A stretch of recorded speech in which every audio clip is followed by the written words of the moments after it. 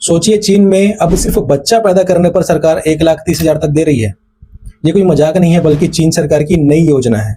एक वक्त था जब चीन दुनिया की सबसे बड़ी आबादी वाला देश था, लेकिन 1989 में चीन ने एक सख्त कानून लाया, वन चाइल्ड पॉलिसी।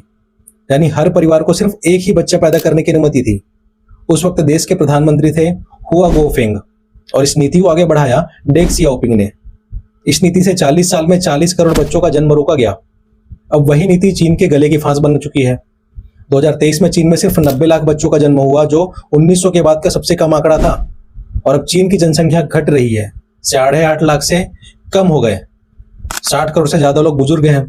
ऐसा कहा जा सकता है कि चीन अब बूढ़ा होता जा रहा है। अब चीन सरकार खुद लोगों से कह रही है, बच्चे पैदा करो, सरकार से पैसा लो। हर बच्चा पैदा करने पर माता पिता को मिलेंगे हर साल 44,000 यानी 3600 युआन। 3 साल तक मतलब कुल करीब 1,30,000 तक की मदद। ये पैसा सीधे खाते में आएगा और इस पर टैक्स भी नहीं लगेगा। कुछ शहरों में तो इसके साथ फ्री दूध, देखभाल और मकान में छूट भी दी जा रही है। लेकिन सवाल यह है, क्या सिर्फ पैसा दे देने से लोग बच्चा पैदा करने लगेंगे? जब शादी महंगी है, नौकरी का दबाव है और बच्चों की पढ़ाई इतनी खर्चीली है, तब ये योजना सिर्फ एक छोटी सी शुरुआत लगती है।